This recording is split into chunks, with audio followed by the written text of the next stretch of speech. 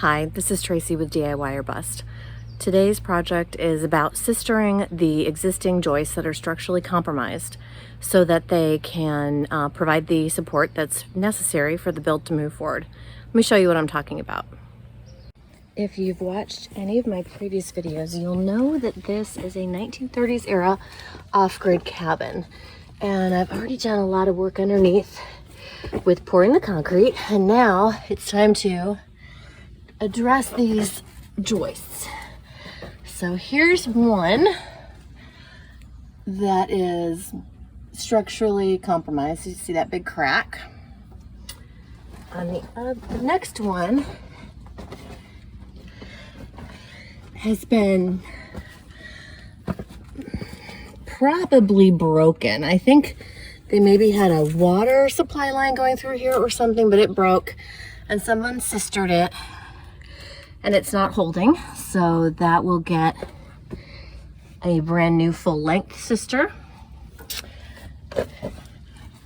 That one's got a big crack. So we're 3 for 3. Next one, so far so good. I'm still going to sister any that aren't showing obvious structural defects. Here's this one. That's an awfully big knot, full length knot. I do not like that. Haha, I know. Here's another one. It's got a crack in it. So next one, you get where I'm going here, right? Not good. Lots of cracks. So that will, here's another one. This is great. A knot that is not structurally sound.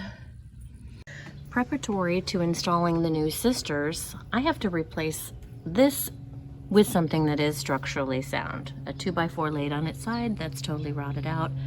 Not going to be working for me.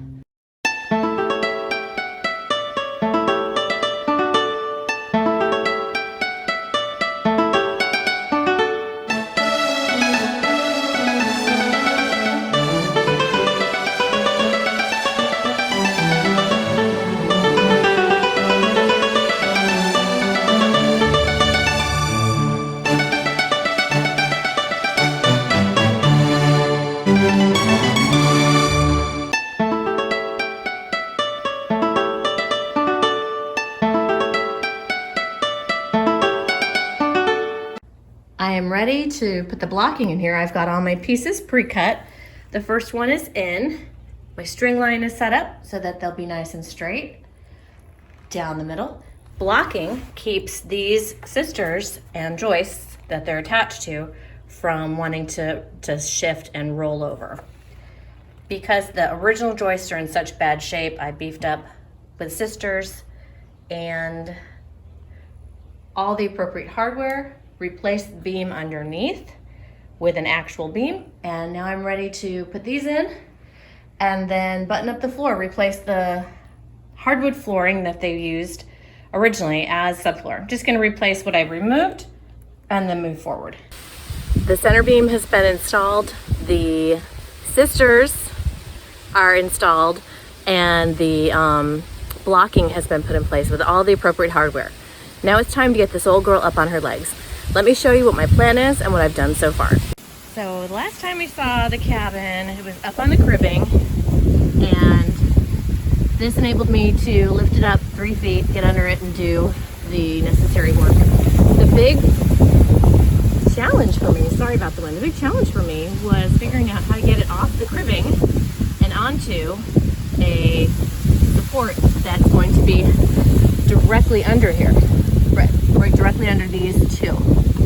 So this one I added, and this was the original rim joist.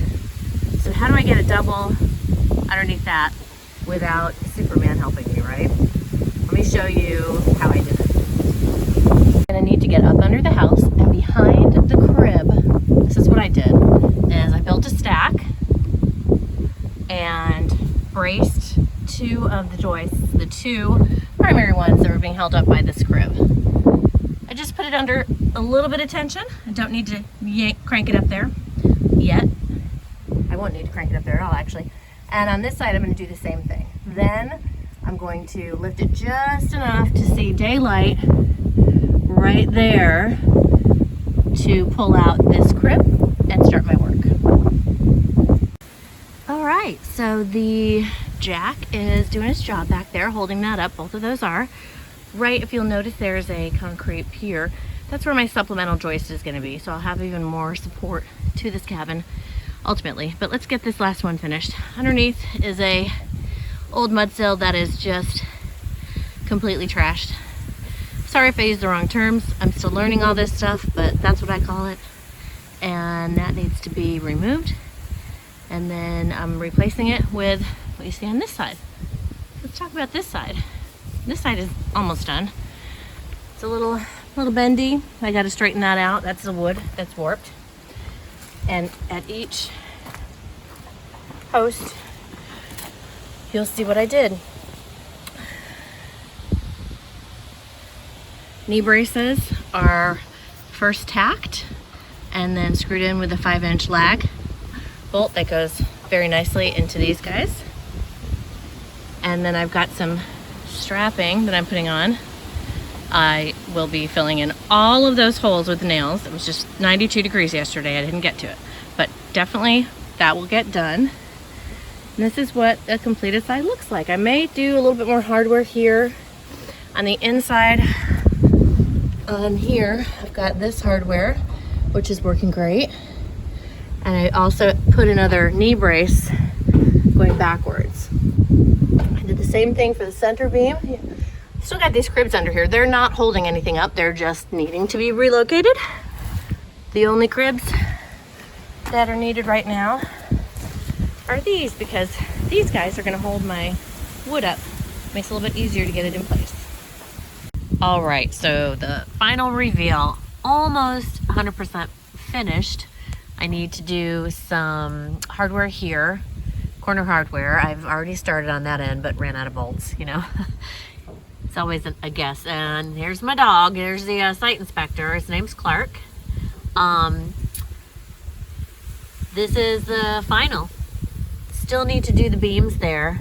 Too tired to do that today. Wanted to show you my progress and wrap up the video. So thanks for watching.